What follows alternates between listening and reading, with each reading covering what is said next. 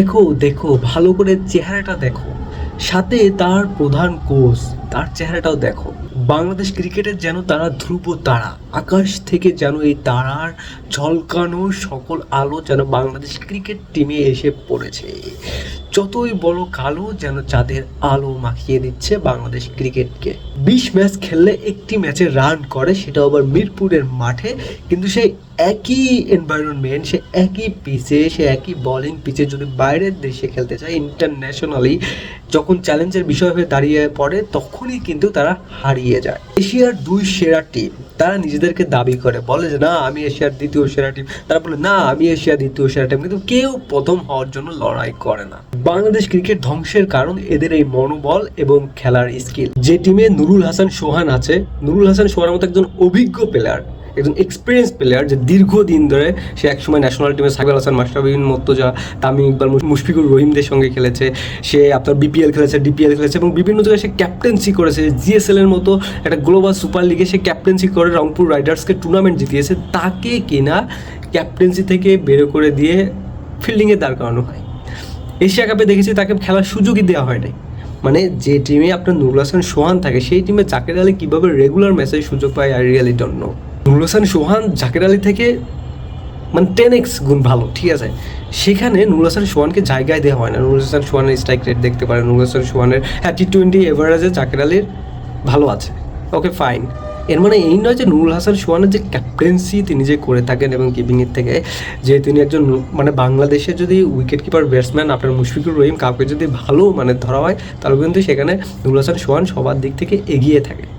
এবং সেই নুরুল হাসান সোহানকে আপনি বসিয়ে রেগুলার ইন এভরি ম্যাচ আপনি কী করছেন, জাকের হোসেনকে দিচ্ছেন। আর জাকের আলী অনেক কী করতেছেন, প্রতি ম্যাচে 3-4 ডাক গোল্ডেন ডাক খেয়ে তিনি মাঠ থেকে উঠে আসছেন। শামীম হুসাইন ডিপিএল বিপিএল কাঁপিয়ে দেয়, ও বাবা 360 ডিগ্রি বলে তার নামে এসে পোস্টার টানানো হয়।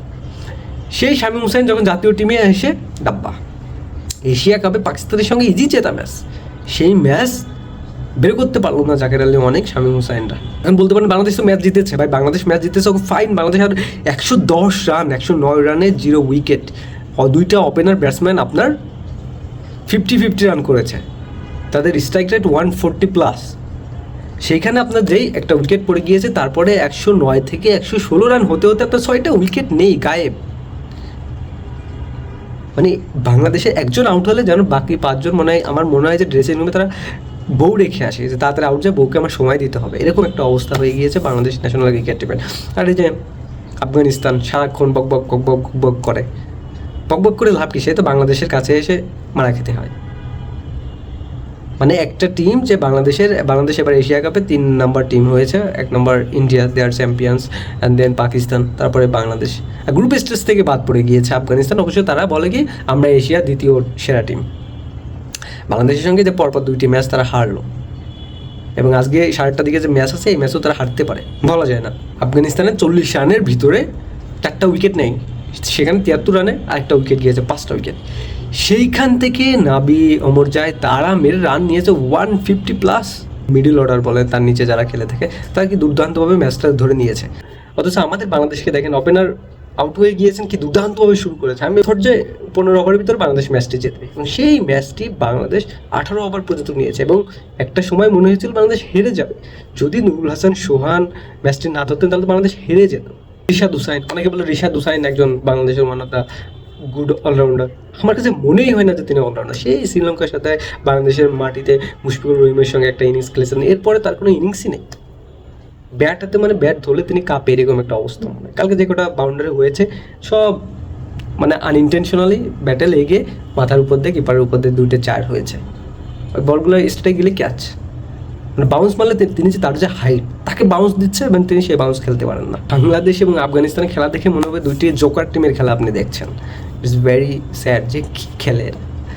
ক্রিকেট আপনি ইংল্যান্ডের খেলা দেখবেন, অস্ট্রেলিয়ার খেলা দেখবেন, ইন্ডিয়ার খেলা দেখবেন, এবং তারপরে আপনি বাংলাদেশ আফগানিস্তানের খেলা দেখবেন, আকাশ আর মাটি ডিফারেন্স। অথচ তারা 2টা টিমই ডেস্টিনেশন একটা টিম। 20-25 বছর ধরে ক্রিকেট খেলে এইটুকু তাদের উন্নতি হয়েছে। তামিম ইকবাল খান, আমাদের মাশরাফি বিন মুর্তজা, আমাদের সাকিব আল হাসান, এরা পলিটিক্স নিয়ে আছে। বাংলাদেশ ক্রিকেট ভার মেয়ে যায়, বাংলাদেশ ক্রিকেটের উন্নতি নিয়ে কোনো চিন্তাই এদের নেই।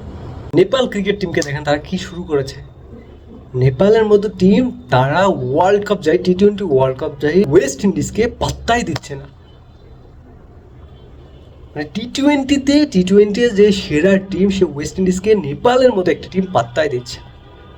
আমাদের বাংলাদেশের সঙ্গে ওয়েস্ট ইন্ডিজের খেলা আছে, আপনি দেখেন যে বাংলাদেশ কী খেলে আর ওয়েস্ট ইন্ডিজ কী খেলায়। এই নেপাল, হংকং, চায়না, এই কী সব টিম আছে, এদের সঙ্গে যদি বাংলাদেশের কন্টিনিউয়াসলি যদি 4-5টা ম্যাচ সিরিজের খেলা হয়, বাংলাদেশ ভাই 4টার ভিতর 3টা হারতে পারে। অভিষেক শর্মা দেখেন যে কি তৈরি করেছে, যুবরাজ সিং, তামিম ইকবাল কি তৈরি করেছে, একটা বাংলাদেশ ক্রিকেটে একটা প্লেয়ার দিয়েছে, সাকিবুল হাসান বাংলাদেশের টিমে একটা প্লেয়ার দিয়েছে, মর্তুজা বাংলাদেশ ক্রিকেটে একটা প্লেয়ার দিয়েছে। আচ্ছা, রাজনীতি নিয়ে, পলিটিক্স, সো স্যাড।